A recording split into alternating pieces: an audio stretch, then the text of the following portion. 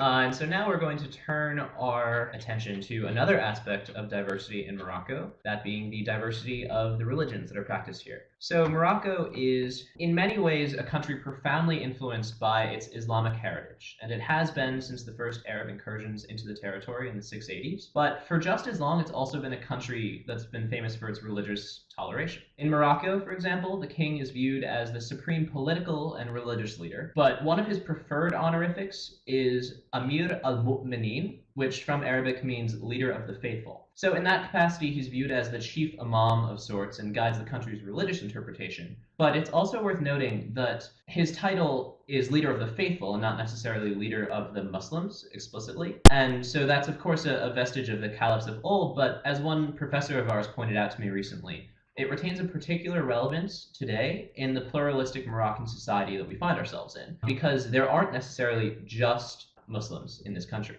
However, at current, the vast majority of Moroccans, about 99%, identify as Sunni Muslims, and Morocco adheres to a Maliki interpretation of Islam with a strong Sufi tradition, which we'll get into a little bit later. Within Morocco does reside a tiny minority of Shia Muslims, about 0.1% of the population, but they're very scattered throughout the country and very little is known of their religious practices. What with the religion's dominance, Islam has a very acute effect on Moroccan society, and the leading political party in Morocco today is the Islamist Party of Justice and Development. However, it's worth noting that Islam in Morocco is in no way monolithic.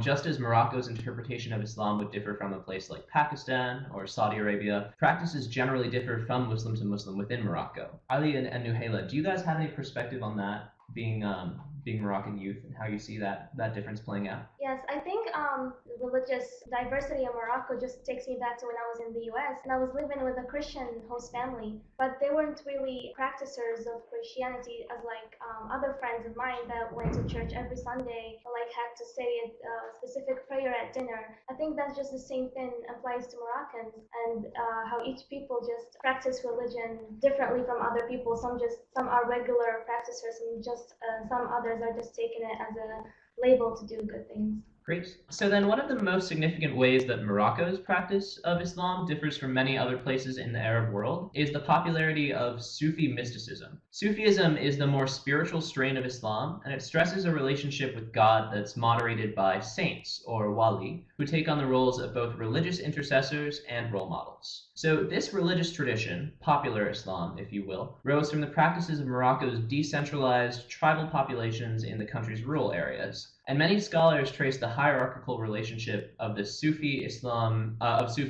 between believer, the saint, and the deity to the strict hierarchies of the tribal societies of old. In contrast to Sufism was the strict scripturalist interpretation of Islam that was practiced by the literate bourgeoisie in many of the urban areas. And unlike popular Islam, this interpretation of a religion was more puritanical in nature, and it sought to rein in the perceived ritualistic excesses, like pilgrimages and stuff like that it saw in its Sufi cousin. For example, like many urban scripturalist Muslims would say that the only pilgrimage you can have in Islam is to Mecca, whereas it's very popular in Sufi Islam to visit the burial grounds of many of the saints that certain people may respect. So to this day, the practice of Islam in Morocco has fluctuated between those poles, between the Sufi Islam on one side that's decentralized and the more scripturalist interpretation of Islam on the other. But Sufi mysticism and that tradition plays a very important role in Moroccan society. In this picture here, for example, I actually had the privilege to visit a mosque in Rabat's Old City. Typically, it's illegal for non-Muslims to enter most mosques in Morocco. However, my host brother-in-law is actually the imam of this particular mosque, and they were throwing a secular celebration that was one of the traditions out of their particular Sufi path. And so I was able to go and see inside the mosque, and it was a really valuable experience. And it gave me a lot to appreciate in terms of the diversity of the Moroccan religious context. The remaining 1% of the population that's not Muslim, though, falls into the other category. And one of the main historical populations that fell in that category were Jewish Moroccans. Morocco has a very long and very proud Jewish history, and though the Jewish population in Morocco is relatively small today, At its peak in the early 1940s, Moroccan Jews actually numbered more than 250,000. The first Jews emigrated to Morocco following the destruction of the Temple of Solomon, and they settled among the Amazigh populations throughout the country. Many more Jews emigrated to Morocco following their expulsion from Spain and later Portugal in the late 1400s. And ever since then, the Jewish community has lived peacefully among their predominantly Muslim neighbors, and they've been viewed as a very crucial part of Moroccan society.